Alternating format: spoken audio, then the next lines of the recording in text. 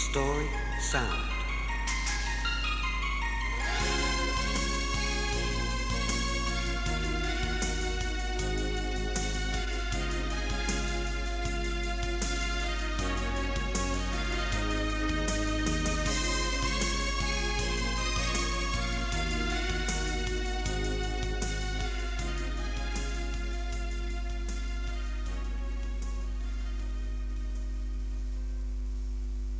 A Cornish Maid by Rachel Moore. Read by Tanya Myers. Side 1. Old Mrs. Penry, known to everyone locally as Granny Pen, eyed her granddaughter warily as she whirled into the cottage on the outskirts of Falmouth, her dark pigtails flying. The girl threw her school bag halfway across the room, her gas mask following with a thud, which probably did it no good at all. Granny Pen tut-tutted, hiding a smile at the familiar display. But she knew that if something had upset Amber, this wouldn't be a good time to give her the news. But when was it ever a good time? Hopefully, a supper of the girls' favourite pasty and peas would soften the surprise, Granny Pen thought, more in grim determination than hope. "I hate boys," Amber shouted. "They're smelly pegs, and I hate Luke Gillam most of all." "What's he done now?" Granny Pen said, unable to check the smile any longer, and aware that by tomorrow the two of them would be as thick as thieves again. Privately, she had every sympathy for the young boat-builder's son, knowing her granddaughter's flights of temper only too well. "He says there are some more evacuees from London coming to Falmouth, and that we'll probably have to have one of them living here, and it will put my nose out of joint. I told him not to be so stupid, and that there's only room here for you and me, Gran.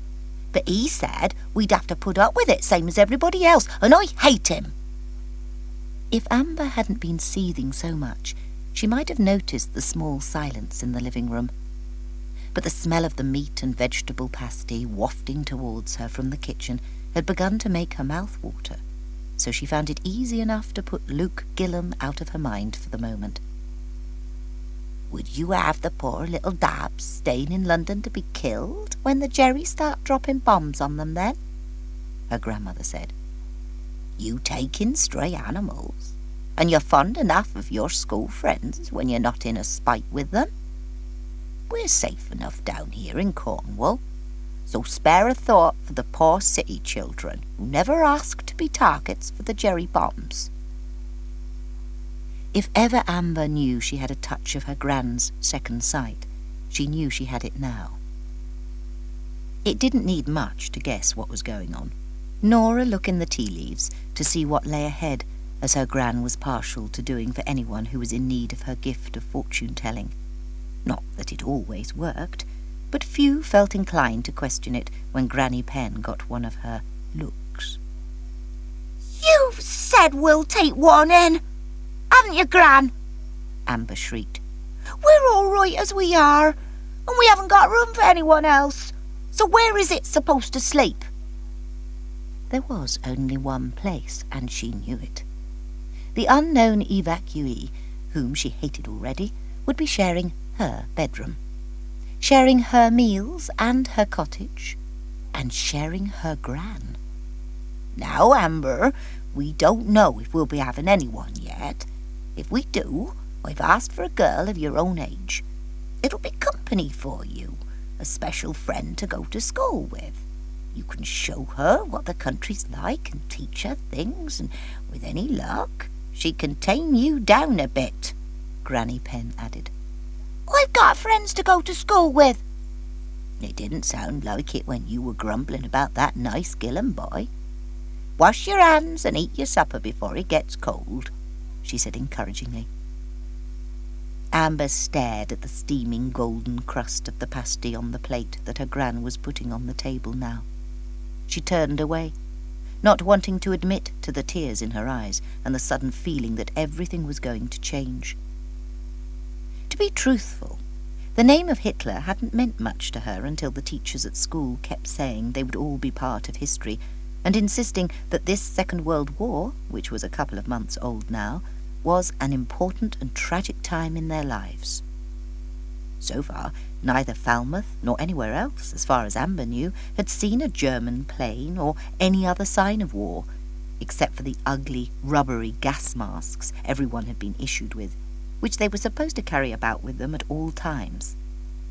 The kids at school had soon made a joke of them, painting pictures on the cardboard boxes they were in to make each one different.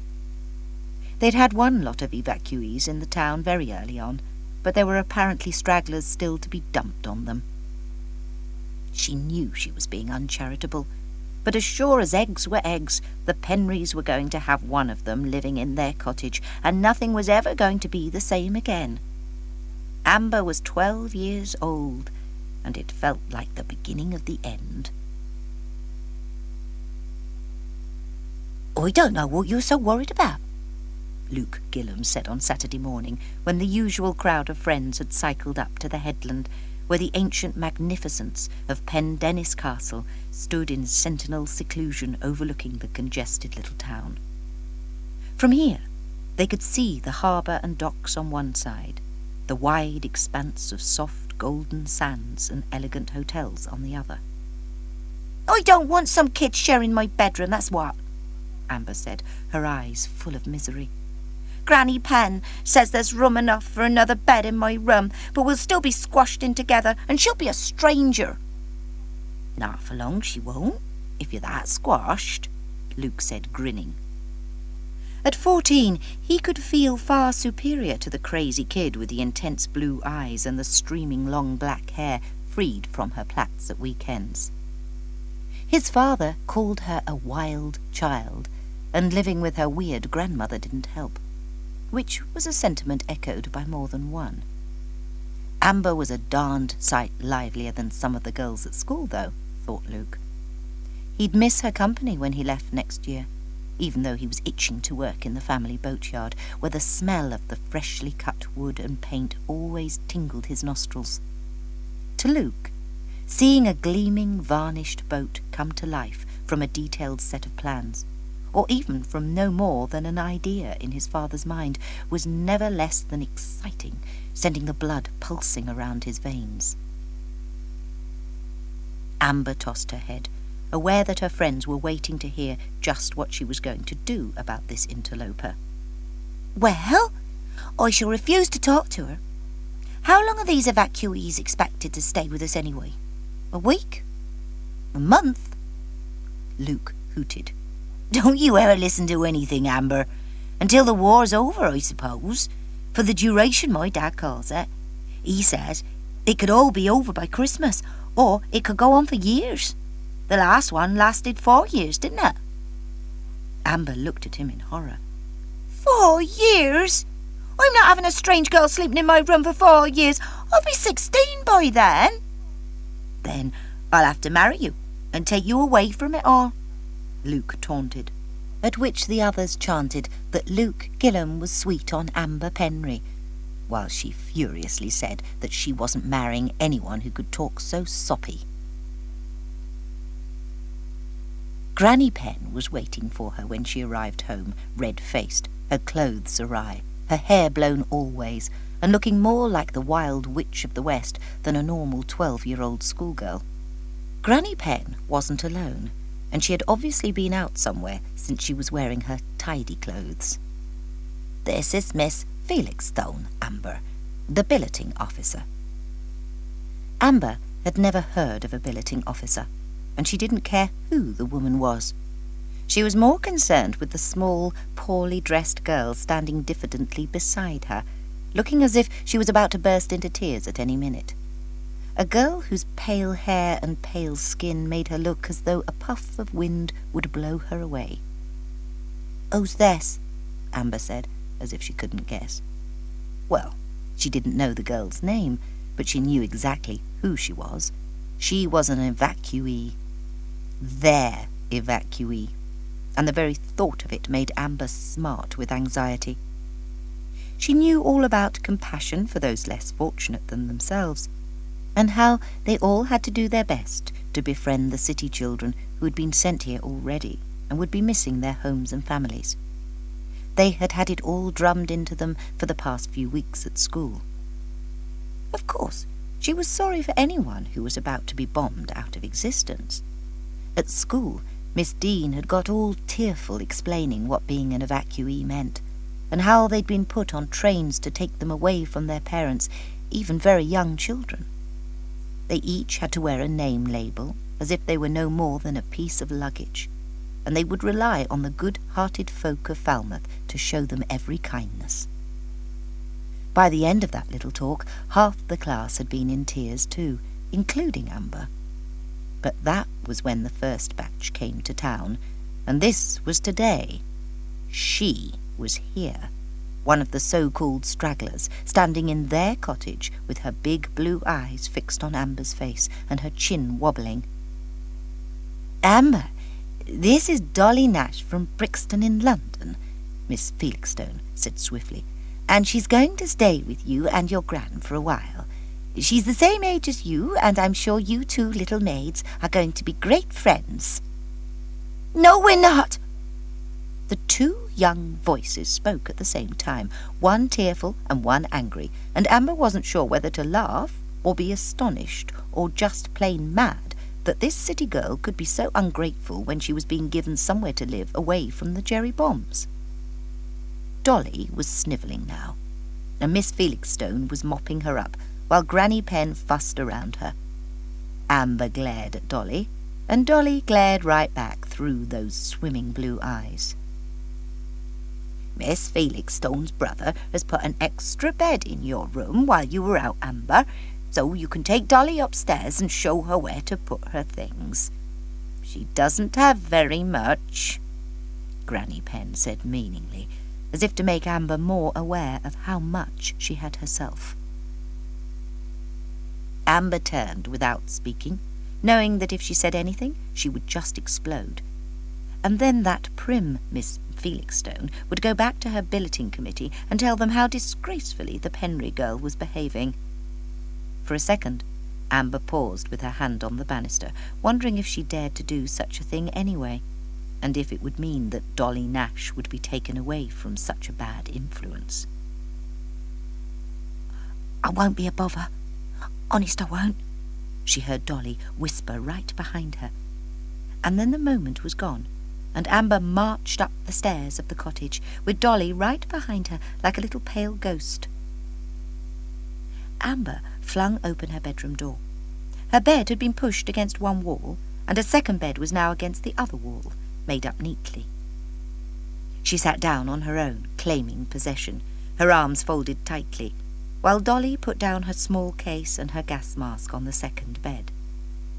"I don't want you here," Amber said, to make things crystal clear, and forgetting everything she had been told about extending the hand of friendship. "I didn't want to come." Away from the adults, she answered smartly. Perhaps she wasn't as dumb as she looked, Amber thought uneasily. "Why not? Would you rather have stayed in dirty old London?" "I'd rather have stayed with my mum and dad, but they said it wasn't safe. Besides, my dad's joined up now, and my mum has to work down the market, so I'd be a bother. Where's your mum and dad? Or is it only your gran who lives here?" Amber jumped up from the bed and dragged open a drawer. "You ask too many questions, and you can put your stuff in here. I'm going downstairs, and you can come down when you're ready." "I'm only trying to be friendly, like I'm supposed to." So they had been instructed too, Amber thought. "Well, somebody's bound to tell you, so if you must know, my mum died when I was born, and my dad was drowned when I was 2. So it's just been my gran and me ever since." "Oh, that's why you think I'm pushing in then?" Amber flew back downstairs, where Granny Penn was setting 3 places at the table. 3 plates, 3 sets of knives and forks, 3 mugs. It said it all. "Give it time, my dear," Granny Penn said sympathetically. "Remember, she'll be missing her folks. We'll all settle down in a day or 2. Amber nodded without speaking. She knew that jealousy was a sin, and that it was stupid to feel such sharpness in her chest whenever she thought of Dolly Nash's bright fair hair and big blue eyes.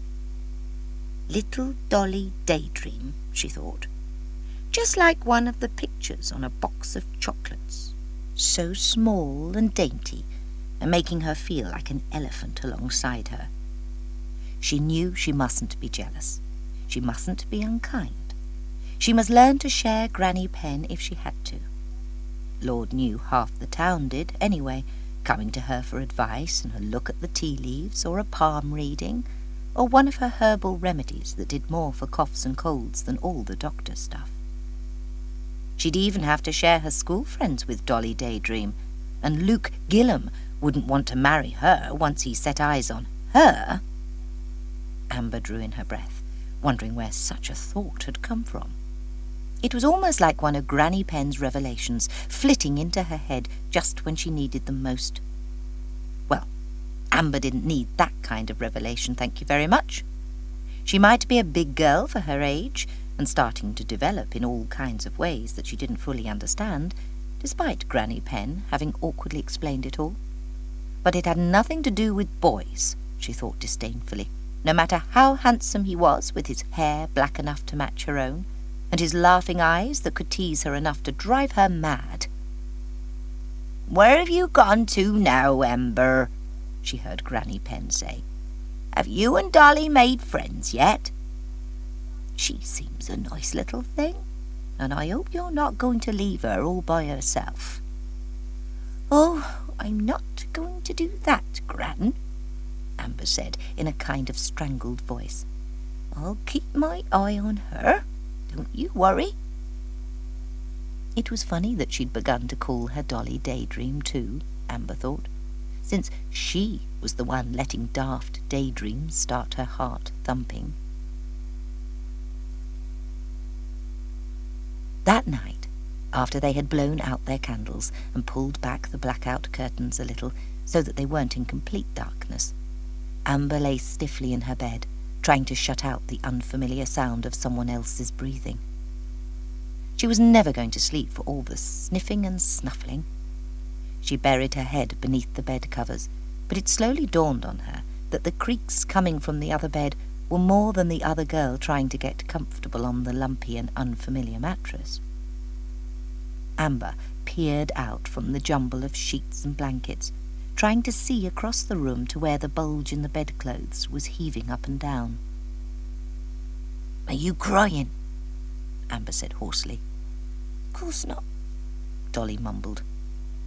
"Yes, you are. What's up?" The sudden rage in Dolly's voice took her by surprise. "What the bleeding hell do you think is up? How would you like to be dragged hundreds of miles away to live with some daft old woman and her bossy kid?" Amber sat bolt upright. For the moment she ignored the swearing, which would certainly have shocked Granny Pen if she'd heard it. "Granny Pen's not daft, and I'm not bossy. She's no witch, if you ask me." Dolly raged again. "She looks like it anyway, with her funny clothes and her grey curls that look as if they've been stuck on with glue. I'll be looking for a bleeding black cat next." Amber felt her mouth twitching. "You better not let her hear you talking like that, or you'll be for it." "What's she going to do? Put a spell on me?" Dolly said, full of sarcasm. The next minute there was a loud tapping on the bedroom wall, and Dolly gave a small scream and leaped across the room and into Amber's bed. "Get off me!" Amber gasped. "It's only Gran telling us to go to sleep." "I don't like it here," Dolly said, shivering. "I want to go home." Amber considered.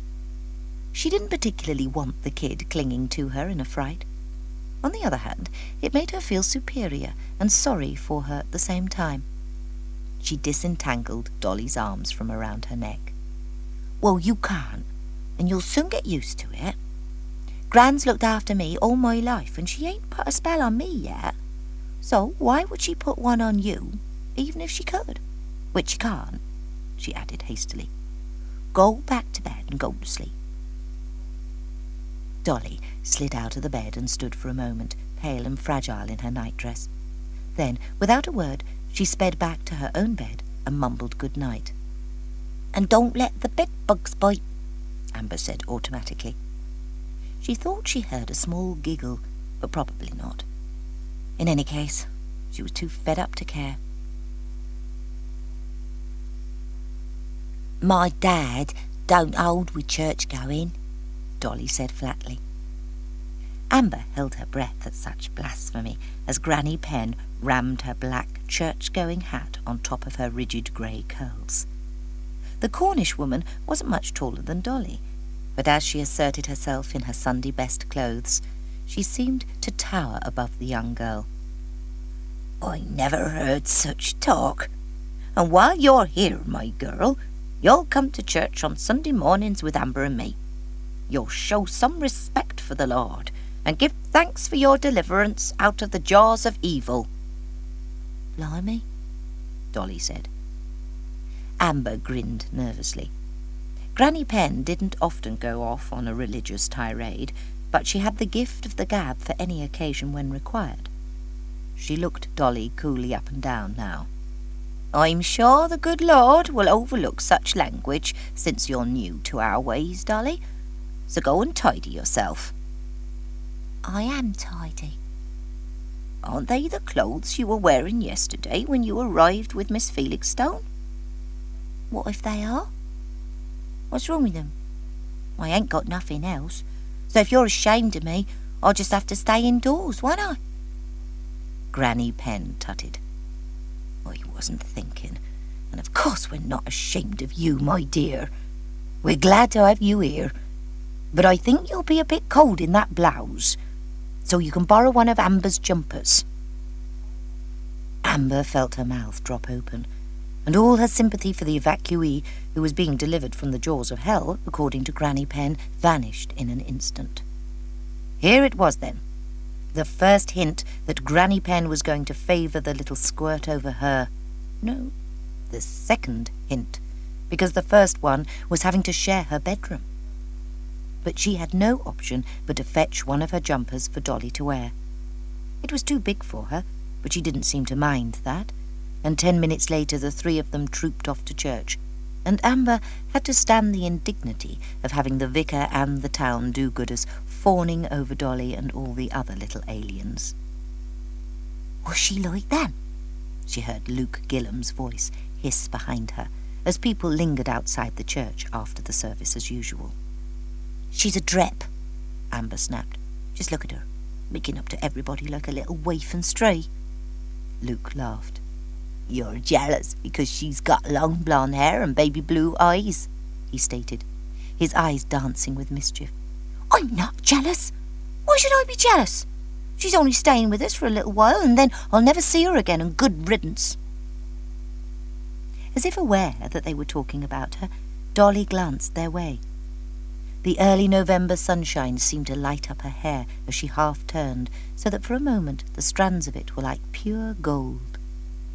She was pretty, Amber thought, with a stab of fury. She was far too pretty. If they'd had to have an evacuee, why couldn't they have had a younger kid with glasses and rabbit teeth, not one who was going to attract everyone in sight, especially Luke Gillam? She caught her breath, suddenly aware of the way he was looking at Dolly Daydream Nash.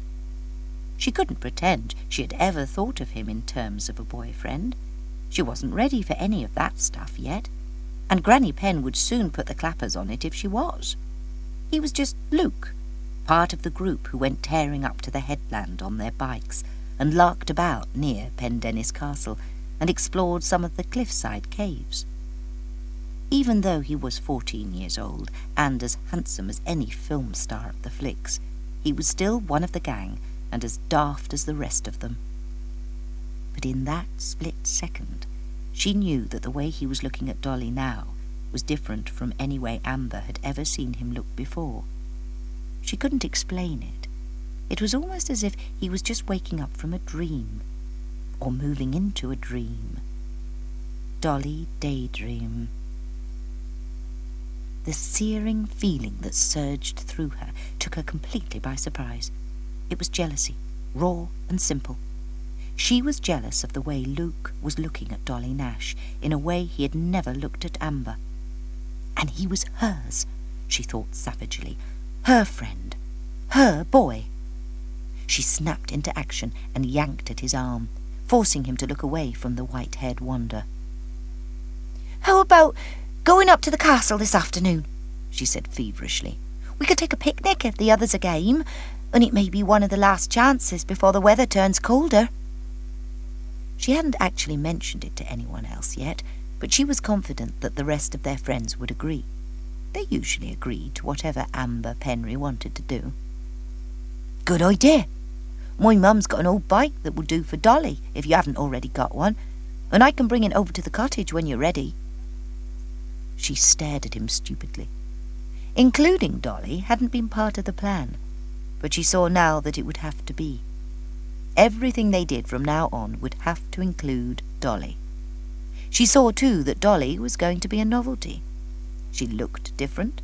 She talked differently, in that funny, quick accent that they couldn't always follow.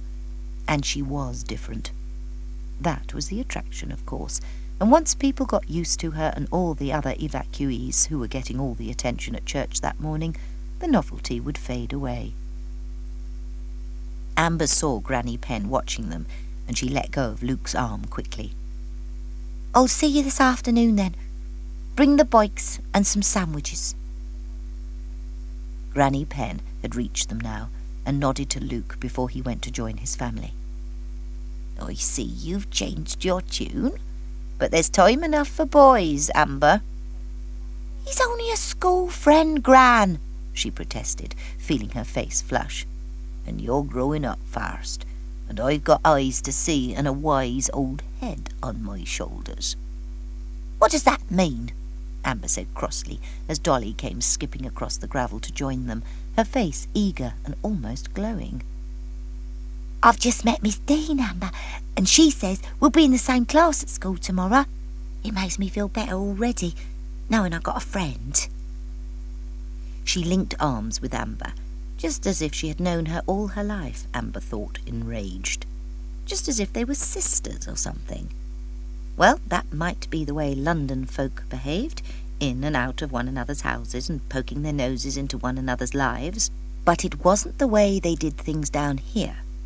Not that she really had the faintest idea how London folk behaved, but the plain fact was that she didn't want to know either. She didn't want Dolly here, and she didn't want another friend. She already had friends. Across the church gravel, they heard the sound of wailing, and Granny Penn made sympathetic noises in her throat. "Look at those poor little dabs. They can't be more than 6 or 7 years old, and they'll be missing their mum and dad something dreadful." The two children were obviously twins, clinging to one another with the offensive gas mask boxes banging against their sides, and apparently inconsolable as one of the church ladies tried to give them sweets to calm them down. "They were on the same train as me," Dolly said. "Their teacher tried to make them recite nursery rhymes, but they couldn't stop crying then either, poor little buggers. They'll just have to make the best of it, same as we all will, I suppose." Granny Penn hustled her charges away, clearly thinking that if Dolly was going to use that kind of language, it had better not be in the vicinity of the church, and that the sooner it was curbed, the better. But right then, Amber couldn't blame her for the way she spoke. What she said was more important. It must be heartbreaking to be so small and be taken away from your parents to somewhere completely new to live with strangers. Those kids had probably never even seen a cow or the sea before. She hadn't really considered it until that moment, and it made her think twice about how unwelcoming she had been to Dolly. The guilty feeling wouldn't last, and she knew it wouldn't, but perhaps it was time to make a gesture, if only to please Granny Penn. "You can come up to Pendennis Castle with us this afternoon if you like," she said grudgingly.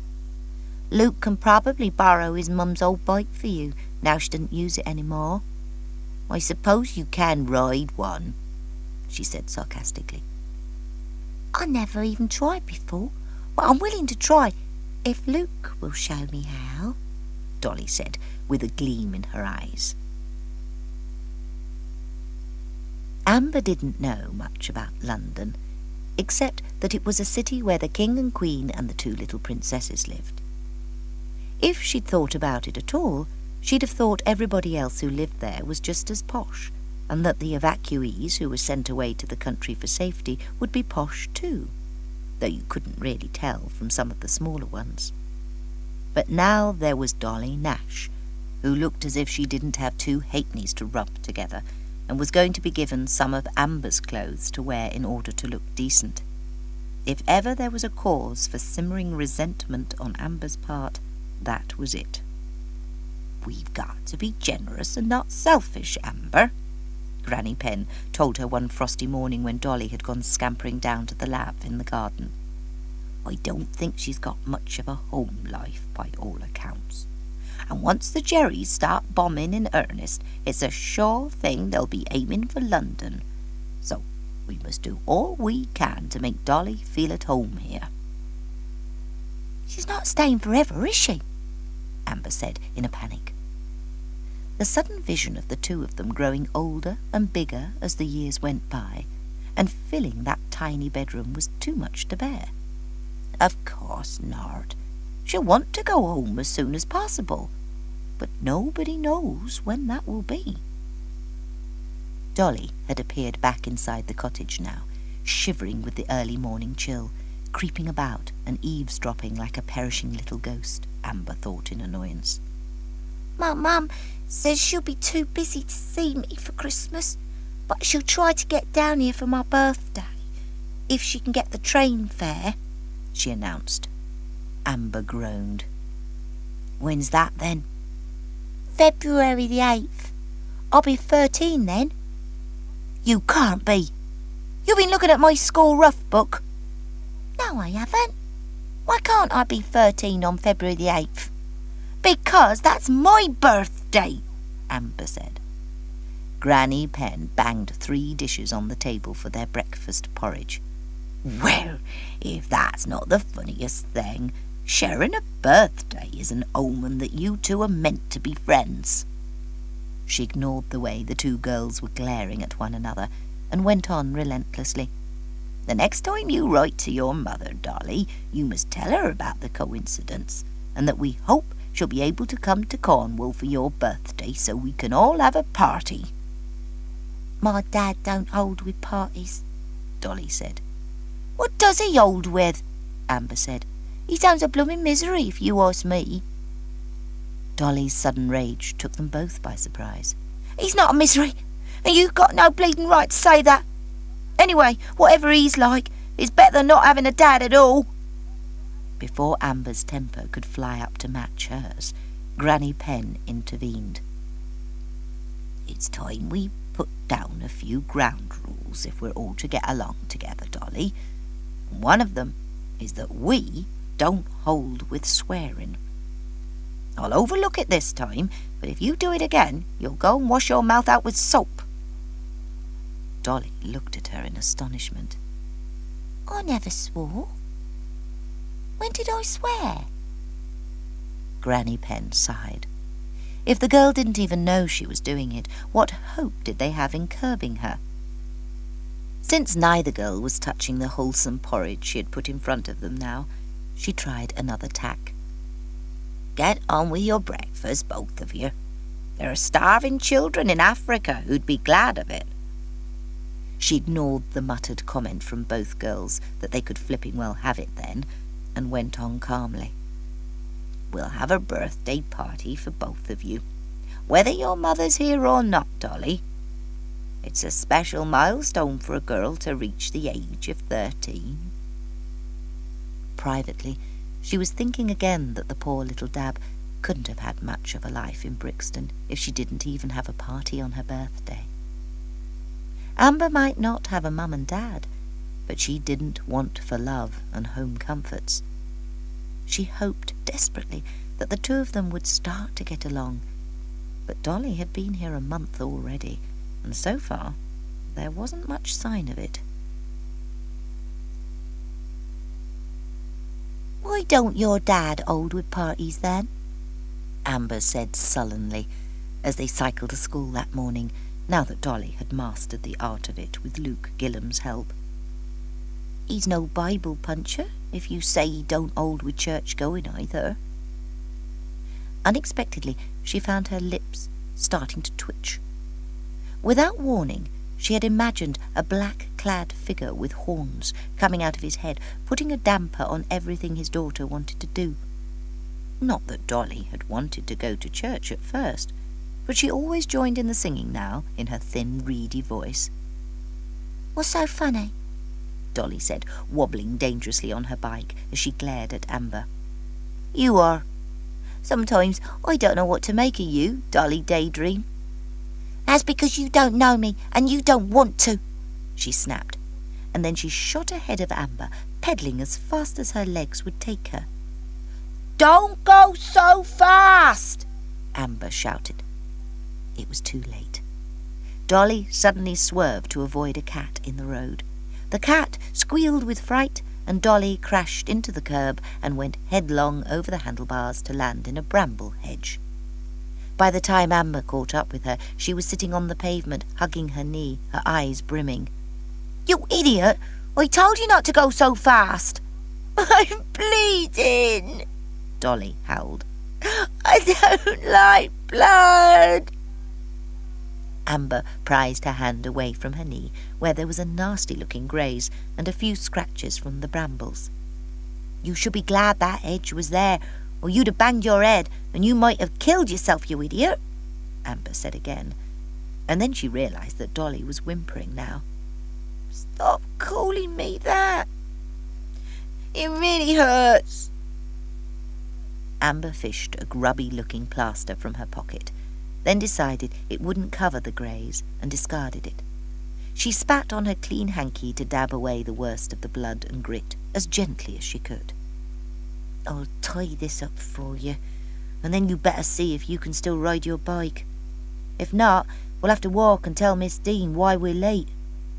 "What will she do?" "Well, she won't kill us. Now, shut up while I see to this." When it was done, Dolly spoke humbly. "I don't really mean to be a bother, Amber. You were good at fixing my knee. And I think you should be a nurse." "Good Lord, I did hardly anything at all, you ninny. Now, come on, or it won't be worth going to school at all today." She wasn't going to admit that Dolly's words had made her feel quite puffed up. Dolly might be small and blonde and pretty, but she was afraid of blood, even from a little scratch. It made Amber feel superior, but not in a bad way, to her surprise. It made her feel that she could do things that Dolly couldn't. She could even be a nurse if she wanted to be. If only she was older, she could nurse the poor wounded soldiers when they came home from the war, and see the undying love and admiration in their eyes. She could be a proper little Florence Nightingale. And if only her birthday in February was going to be her 18th instead of her 13th, she could be doing it right now, she thought, with her usual impatience. "Why do you call me Dolly Daydream when it's more often you who's going off in a trance?" Dolly's voice came out of the darkness that night in bed. Amber didn't answer for a minute, still caught up in the unlikely dream of tending a slightly wounded Luke Gillam and seeing that look of undying love and admiration in his eyes. He'd only be very slightly wounded, of course. She wouldn't want anything major to happen to him. She gave a little start at Dolly's words, annoyed at being jerked out of her dream. "I don't know. The words just went together, I suppose." "Well, I wish you wouldn't do it. Why did they call you Amber, anyway? It's a daft name for a girl." "No, it's not. It's the name of a semi-precious stone. Don't you know anything?" "It's better than Dolly, anyway. Makes you sound like a doll." "It's Dorothy, actually." "Oh, it is actually, is it?" Granny Penn's tapping on the bedroom wall made them both jump. Is there anybody there? Amber said in a deep, mysterious voice that started Dolly giggling. Shut up, or she'll be in here. How's your knee, by the way? It's all right, thanks. Night. Night, Amber said, gazing up at the ceiling and considering. She supposed it wasn't as bad as she had thought at first, having Dolly around, as long as she knew the rules and kept away from Luke Gillam. Well, not that she could strictly keep away from him, but as long as she understood that Luke was out of bounds in a certain way, they would be all right. It wasn't as if any of them was old enough to have a proper boyfriend, and Granny Penn would soon put a stop to any of that nonsense, but Amber had known Luke far longer, and still had a proprietary right to him. She turned over in bed, and as she drifted off to sleep, the image of an older version of herself in some kind of uniform, leaning over a handsome boy in a hospital bed and saying soothing words to him, wouldn't quite go away.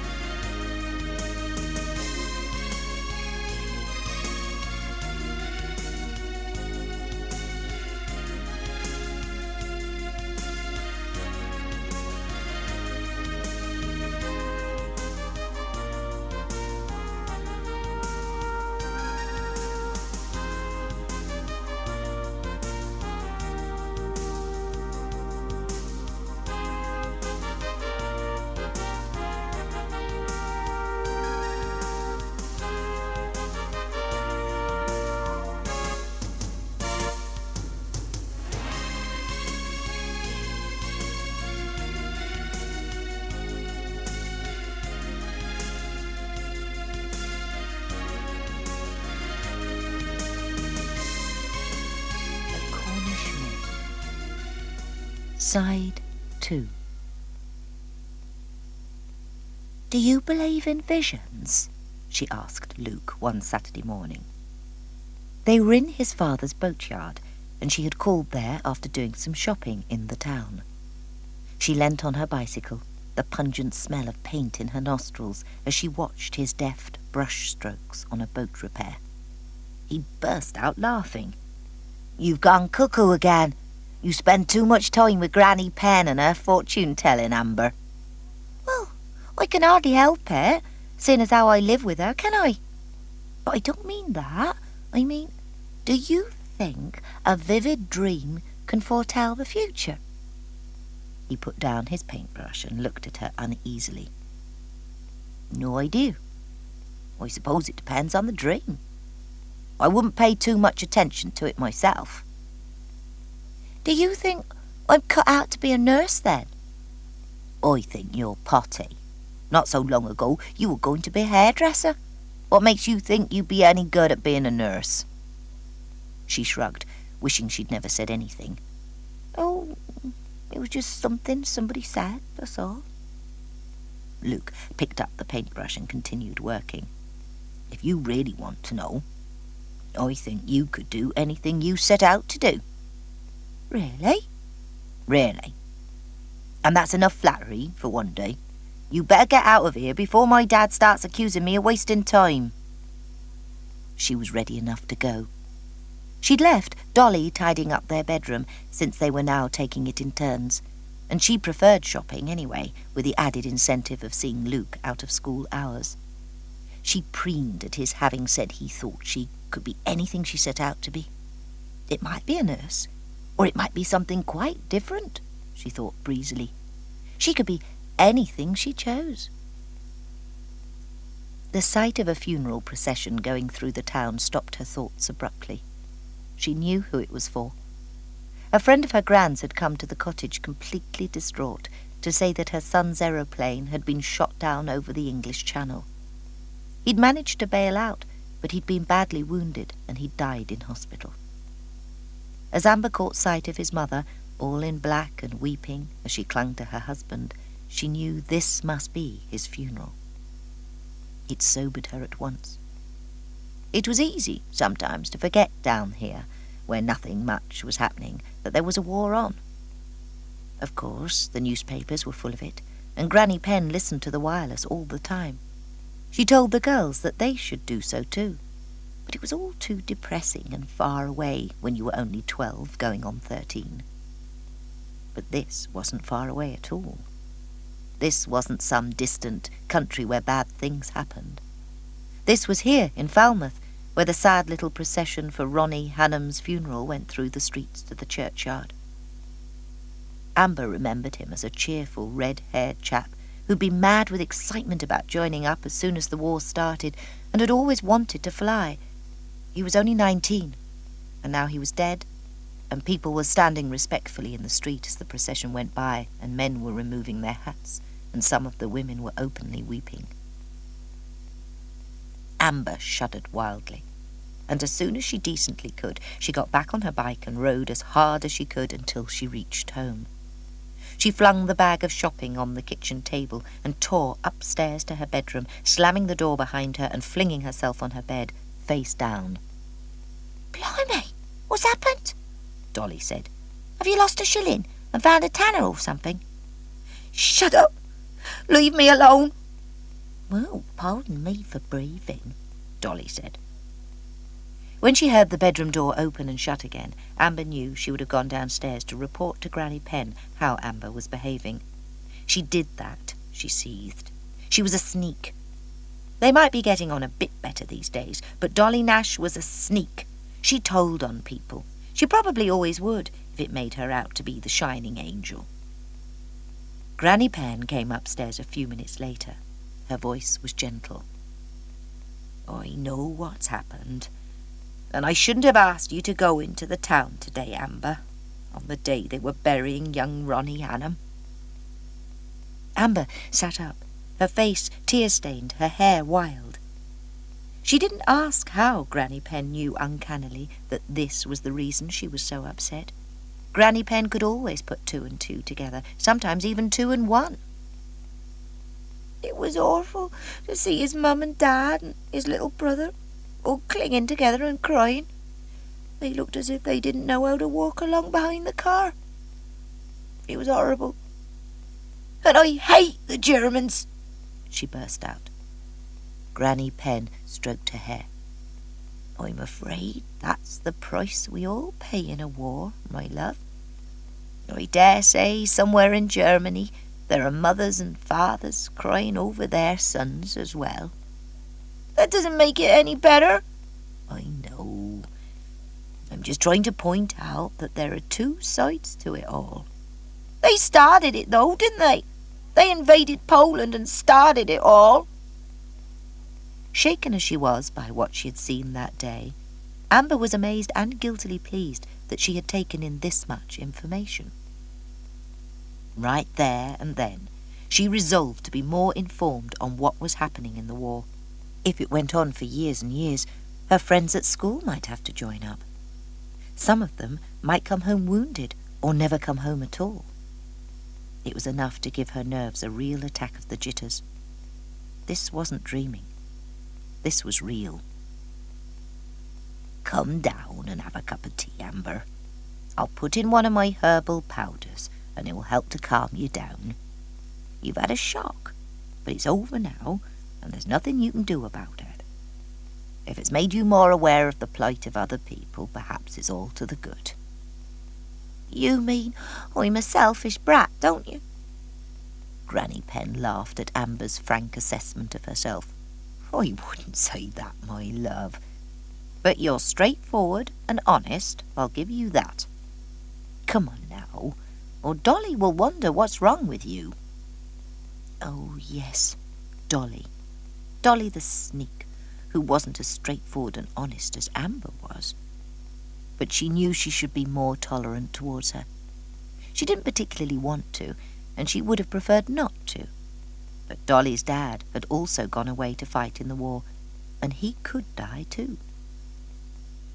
"It's a shame Dolly's mum can't get down to see her at Christmas, isn't it, Gran?" she forced herself to say huskily, and even take her back to London.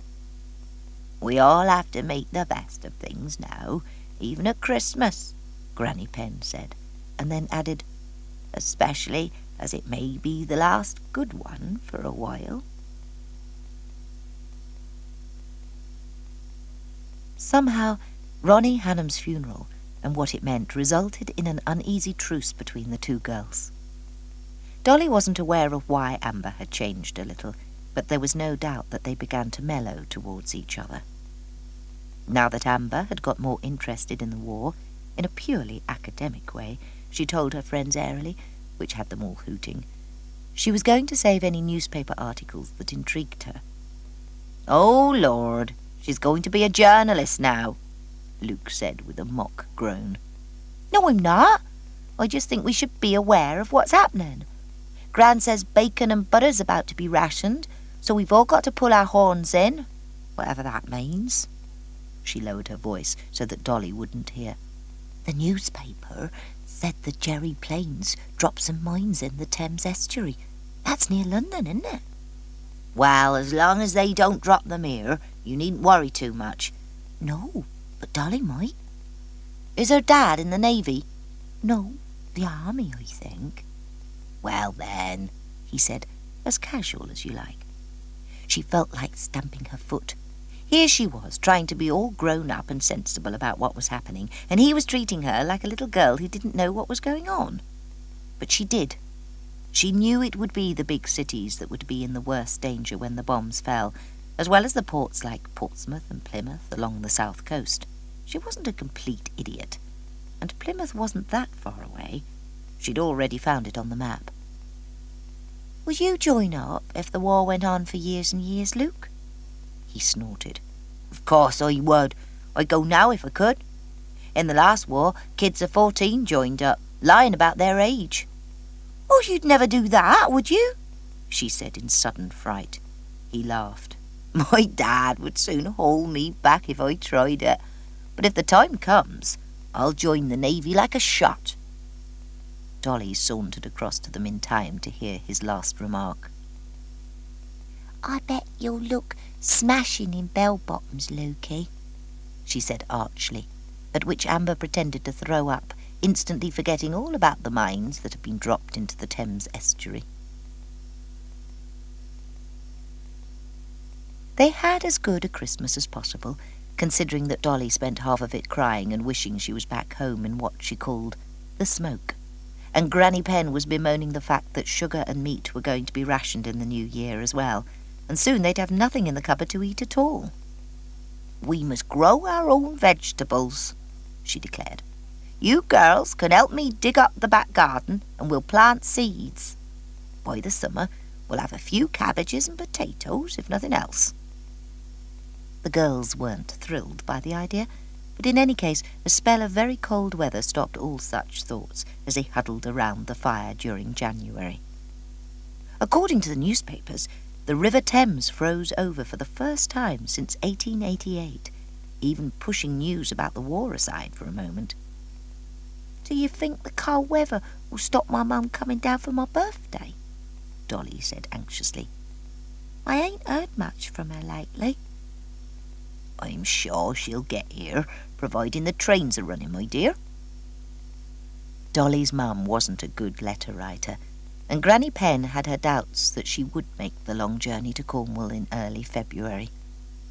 There was no room for her to stay at the cottage, but a neighbour had promised to let her have a room for a couple of nights. There was always some doubt as to whether or not it was a good thing for the evacuees' families to visit them.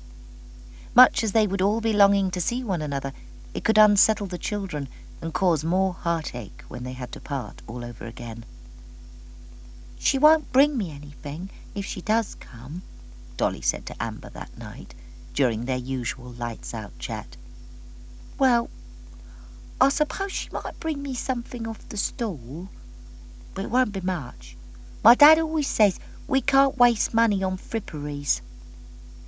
Why doesn't he ever write to you? Amber said. But she knew at once it was the wrong thing to say. Any minute now, and she'd hear the words, My dad don't hold with giving presents. I told you, he's away in the army. Soldiers don't have time for writing letters. He writes to my mum when he can, and always sends a kiss for me," Dolly said crossly. Then she gave a great sigh. "I miss him more than my mum, really." Amber was silent. Not having had a mum or a dad to miss, well, not a dad that she could remember, she didn't know how to respond, although she'd have thought a person would miss them equally. "We sometimes had uncles coming to the house, see?" Dolly said next, in a funny sort of strangled voice. "Whenever my dad was on night shift at the factory before he joined up, we sometimes had uncles coming round, and I never had to say anything about them. My mum always got dressed up for the uncles, and she smelled especially nice then, and sometimes the uncles would give me sweets, but I didn't have to tell my dad about that neither." "Why not?" Amber said, in astonishment, not understanding any of this. "Oh, you're so dumb sometimes, Amber. They were having it off with my mum, see, although I'm not exactly sure what that means," she admitted. "But sometimes I'd hear them giggling and whispering, and it always made me want to cry because my dad wasn't there to join in the fun." "Gosh, you poor thing," Amber said, completely bewildered now. "Yes, well, you're not to say nothing about it because it's my secret and I shouldn't have told you at all," Dolly said fiercely. "Promise me you won't say nothing, or I'll never speak to you again." "Of course, I promise. I'd never tell a secret." Even as she said it and meant it, she couldn't help thinking that Dolly would tell, if ever the need for it occurred.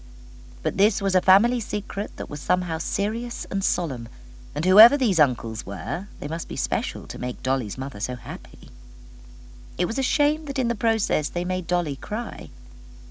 If she dared, she'd ask Luke at a convenient moment what having it off with somebody meant, being sure not to give anything away, of course. He spluttered over the drink of lemonade his mother had made for them both. It had been an inspiration to tell Granny Penn she could ask Luke's dad for a small pot of paint to tidy up the door of their outside lave before Dolly's mum arrived next month. Now, armed with the paint, and being left alone with him for 5 minutes, she asked the innocent question. "Who the hell have you been talking to?" he hissed. "Nobody," Amber said, feeling her cheeks go hot at this response. "Why? What does it mean, anyway?" "You're too young to know." "I'm not too young to ask a perfectly ordinary question, and if you don't tell me, I'll have to ask somebody else. Your dad, for instance. Or Miss Dean." She looked so indignant that he started to laugh.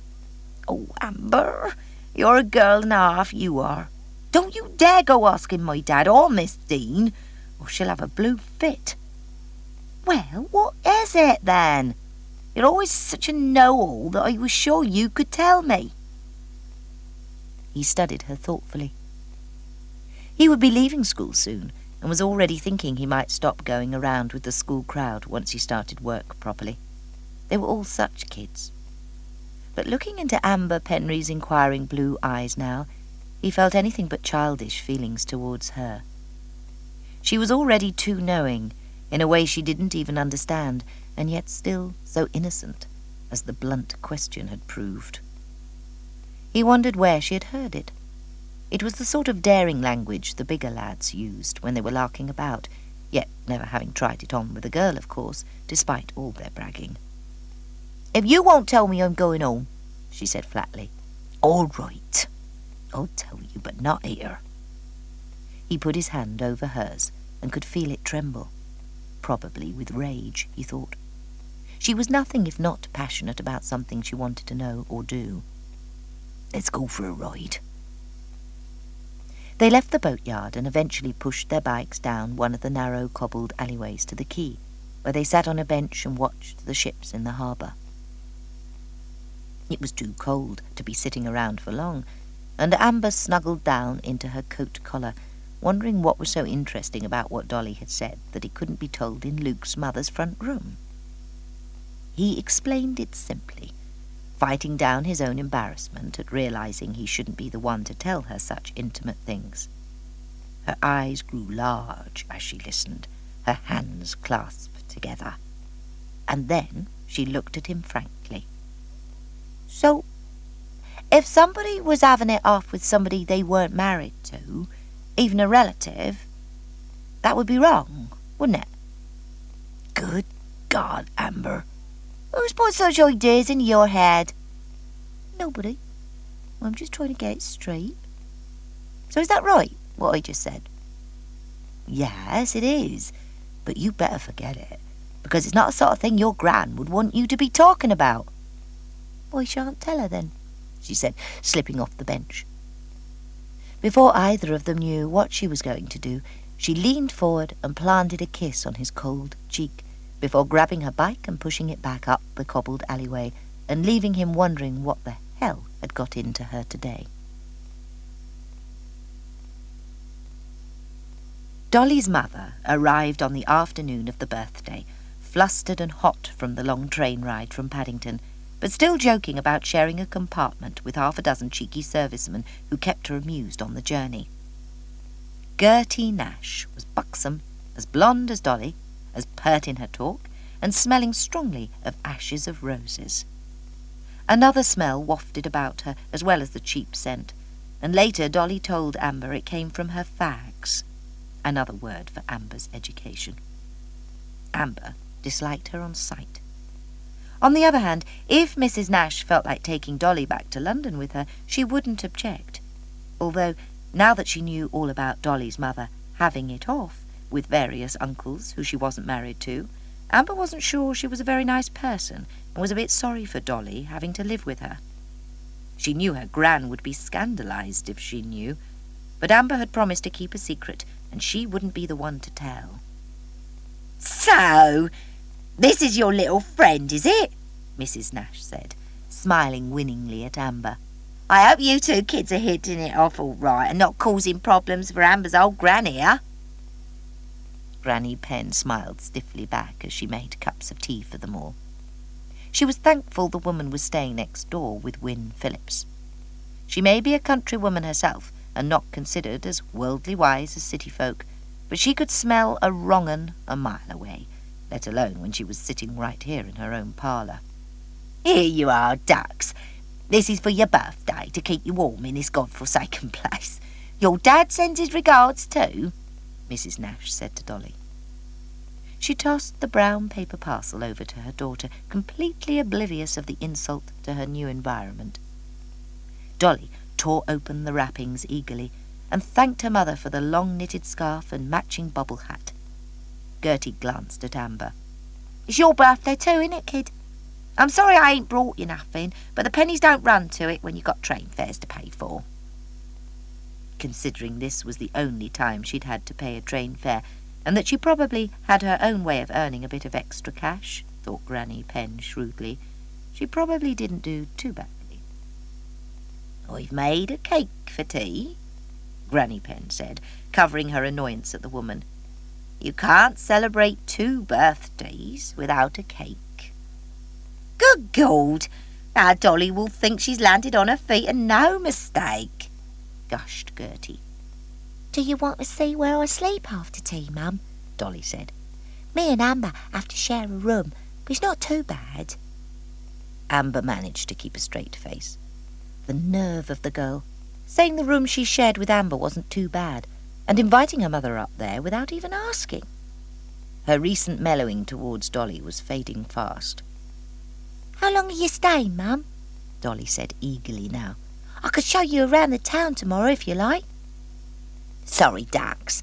I've got to go back tomorrow. The market don't run on its own, you know, and 2 days away will cost me a few bob. Dolly was clearly disappointed, and Granny Penn covered the moment by bringing in the cake with its 2 candles on it, 1 for each girl, since there was hardly room on it for 26. It ain't very big, Gertie said, but it's very nice, I'm sure. They were all relieved when the tea-time ritual was over and the candles had been blown out. Dolly took her mother upstairs to show her the room, and then they went out for a walk along the waterfront, since Gertie seemed keen to take a look at the ships in the harbour. "I wouldn't have thought Dolly's mother was interested in ships," Granny Penn said with a sniff, as she and Amber cleared away the table and did the washing up. Amber said nothing. From what Dolly had told her about her mother, she wondered if it was just the ships that had caught Gertie's interest, or the sailors who frequented the pubs along the quay every night. She wished Dolly had never told her about the uncles who came to their house while her father had been on night shift. Then she would never have thought of such a thing. But between them, Dolly and Luke had opened her eyes to something she had not been aware of before. "Never mind, girl. She'll be going home tomorrow," Granny Penn said calmly, when Amber inadvertently sucked on her teeth. "We can't like everybody in this world, and that's a fact." It was the nearest she came to saying what she thought of Gertie Nash. "She's like a film star, ain't she?" Dolly said enthusiastically when they were in bed that night. "When I grow up, I want to be just like her." "Do you?" "Well, I suppose it's natural to want to be like your mother." Dolly twisted her head to look towards Amber in the dim light from the window. "What's that supposed to mean? My mum's very popular down the Dog and Duck of an evening." "Is she?" Amber said, having no idea what the Dog and Duck was, but assuming that it was a local pub. Dolly stretched luxuriously. "She makes friends wherever she goes. We met a couple of sailors down the quay tonight, and it didn't take long before they was telling Mum and me some ripe old jokes." "Is that what you do in London? Go out with your mum, I mean, and talk to strangers and tell jokes?" "Here, are you bleeding well getting at me, Amber Penry? There's nothing wrong with being friendly." "Of course I'm not getting at you. Go to sleep." She turned her face to the wall, remembering that it didn't seem long ago that Dolly was complaining about the uncles who could make her mum whisper and giggle, but never included her dad in the fun. And now that she knew what it all meant, even if Dolly said she didn't, it didn't sound very proper at all. It sounded pretty nasty if anybody wanted to know what she thought. Only she wouldn't be so mean as to say as much to Dolly. "I did want you to like her, Amber," Dolly said eventually in a muffled voice. "I do like her," Amber fibbed. "Now go to sleep." Dolly had the next day off from school so that she could spend the morning with her mother until Gertie had to catch the train back to London. After they had gone to the station, Win Phillips had a morning cuppa and a chat with Granny Penn. "She was a rum one, and no mistake," Win said. "A little of her goes a long way, I reckon, and I've practically had to fumigate the rum to get rid of the smell of scent and cigarettes. Not my sort at all, Granny Penn." "Nor mine, but I suppose they do things differently in London. She may be all powder and paint, but she's got a lot to cope with, what with Dolly down here and a hubby away in the army. I dare say she manages to keep from being too lonely," Win said. Granny Penn sniffed. Some things were best left unsaid, but it was clear they had both got the measure of Gertie Nash in the short time she'd been here. "Did you read her tea leaves?" Win went on. "I might have done." Win laughed. "Go on then. What did you see?" Granny Penn fetched an unwashed breakfast cup from the kitchen, from which she had swirled Gertie's dregs away, leaving a fine display of tea leaves around the base and sides of the cup. "I don't normally do this unless I'm asked, as you know, but in this case I thought it might be interesting." The two women pored over the cup. Win couldn't make head nor tail of what the patterns made, but Granny Penn frowned and nodded sagely. "There's no surprises here, Win. The woman's a flighty one, but you could see that just by looking at her. She's the sort who's got the luck of the devil. But there's also sorrow ahead. I couldn't say how or when, but there's definitely something to stop her in her tracks. And that's all I can say." Wynne sometimes thought Granny Penn made half of it up, but neither she nor the woman who consulted her from time to time, nor those who came here for their regular card game on Wednesday afternoons, would dare to dispute what she said. She had the reputation of being a bit fey, and her herbal powders often did more for a body than any doctor's remedy. Wynne had no doubt that there was some truth in what she said about Gertie Nash, and the less they saw of her, the better. Dolly came home from saying goodbye to her mother awash with tears. "I wanted to go back with her," she sobbed. "There ain't no bad rates in London, and some of the younger kids are going back home, so why can't I?" "Now then, Dolly, you know you can't go, because it's not safe. Make no mistake, when the bombs start to fall, you'll be glad you're out of harm's way," Granny Penn told her. "No, I won't. Mum says it'll be quite exciting when they have to sleep in the air raid shelters when the bombs fall, or even down the tubes, like some people are saying they will." "It wouldn't be so exciting to come out of there and find your house has been flattened, would it?" Granny Penn said, wondering how any woman could put such ideas into a gullible child's head. "What's the tube?" Amber asked, mystified. "Don't you know anything?" Dolly said, the tears miraculously stopping as she proceeded to enlighten her. "I can't think of anything more horrible," Amber said to Luke in their school break.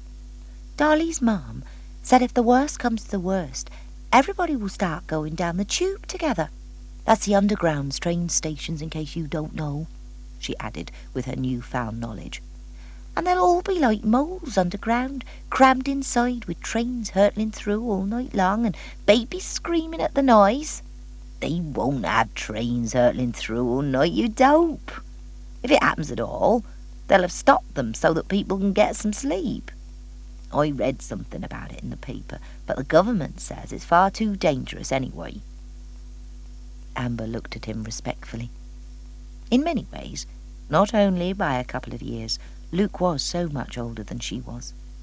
He read the newspapers and listened to the wireless, just like grown-ups did, and he knew a lot more about the war than she did, or wanted to.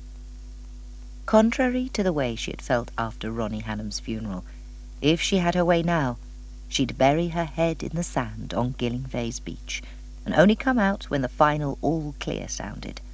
Not that they'd heard one all-clear yet, not even an air raid siren, thank goodness. But by now everybody was saving scrap iron because the government told them to. There were huge barrage balloons in the sky that were supposed to ward off enemy aircraft. Pillar boxes had been painted yellow with special stuff that was supposed to repel gas in case of gas attacks, and sandbags were being piled around some shops and public buildings. Name boards from towns and railway stations were painted out, so that if an invasion came, the Germans wouldn't know where they were. All this preparation was being done even more thoroughly in London, according to Dolly's mum. But so far it seemed as if both sides were playing a waiting game. Luke said the newspapers were starting to call it the phony war, because after 6 months nothing was happening. Yet. "Well, I can tell you, I wouldn't like to have to sleep with hundreds of other people in one of those tube stations," Amber told him. "What if you wanted to go to the lab or do, married things?" Luke grinned. "I dare say anybody who wanted to do married things would find a way beneath the blankets. And as for the lav, they'd have to find a way for that too, unless they wanted to flood the entire underground train system. Imagine London suddenly floating on a rising tide of pee." "Oh, worse," Amber said, giggling back at his daring. Then, without warning, they were off on a wicked discussion of what it would be like wading through piles of unmentionables, just like in a sewer.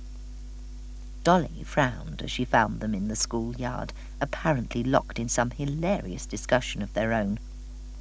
"What's so funny? You better cross your legs, Amber, Penry, or you'll be wetting yourself in a minute." It was an apt comment that had them howling with laughter even more. I'm thinking of joining the drama group after school, Dolly announced a few weeks later, having got over the disappointment of her mother going home and leaving her there. I think that's a good idea. You're well suited to it, Granny Penn said dryly, relieved that she wasn't still moping about. Dolly stared at her suspiciously, not sure if there was anything in the remark she should question, but decided not to bother. I'm joining it too, Amber said. Granny paused in preparing their tea and looked at them both in astonishment. Well, I'm very glad to see that you two little maids are getting along better at last. It's nice that you want to do things together. Amber kept her eyes lowered. She knew very well why Dolly wanted to join the drama group, which was putting on a play for the whole school at the end of term. It was because Luke Gillam had a leading part in it, and Amber had no intention of letting the little sneak steal a march over her. The initial feelings of jealousy over Dolly being here, sharing her clothes and her room and her gran, were as nothing compared to the jealousy Amber felt whenever Dolly sidled up to Luke with her prettiness and her helplessness. Amber Penry was in love, she thought grandly, and if anybody tried to tell her that being in love at 13 was impossible and just a crush, she would refer them to Romeo and Juliet. Not that she had any intention of dying for love, she amended hastily, just in case God or somebody up there was listening. And if the school play they were doing wasn't exactly Shakespeare, at least it meant that on 2 days a week they would stay after school and join the exclusive little drama group under the direction of Mr. Thomas, who barked at them to stop giggling and behave, or he'd throw them out of the stage arena forthwith. He often spoke in heavy Shakespearean terms, having once had aspirations to be an actor himself. Luke told them in an aside that made them fight to hold down the laughter at the image of portly old Tomo striding across the stage in some flamboyant Shakespearean costume. The play, which Tomo had written himself, in what he considered a Shakespearean style, was scheduled for the end of June, which was when Luke would be leaving school, and they had plenty of rehearsals to get through before then. Amber and Dolly were both extras, having come in at the last minute when the cast had already been established, and they had to watch Luke and an older girl, who was playing the part of Griselda, look adoringly into one another's eyes and share a kiss at the last moment. "For the love of Christendom, Luke," Mr. Thomas thundered at one of the early rehearsals, "try to look as if you're enjoying it, and not as if you're holding a piece of timber at your father's boatyard. The girl's supposed to be your sweetheart, and you're leaving her forever. Put some oomph into it, boy." While they all sniggered behind the teacher's back, Amber looked at Luke, and for a brief moment their glances locked, and she caught her breath. "He should be holding me," she thought passionately. "We'd show you what oomph means." "Your eyes are turning a bright shade of green, Amber," Dolly whispered behind her back. "I bet you wish you'd got the part." "Me and Luke don't need play acting," Amber whipped back, and immediately wished she hadn't, especially as it wasn't strictly true. But it would make Dolly even keener to be her rival from now on. Whatever Amber had, Dolly wanted. With frightening speed, far more serious events overtook the adolescent rivalries between two young girls in a Cornish town. The British Expeditionary Force had been established in France ever since the beginning of the war, and British troops were moving ever forwards towards Germany. It was inevitable that in due course the Germans would begin to push back, and they did so with a vast army of troops and tanks, relentlessly pushing the British back towards the French coast. If the government hadn't acted as swiftly as they did, the numbers of men slaughtered would have been catastrophic, but the orders went out for ships of all sizes, however small, to set sail for the French coast in a massive rescue attempt. There would still be many casualties when the troops were brought home, and every town along the south coast was ordered to be ready with bandages and first aid equipment and to give help wherever it was needed.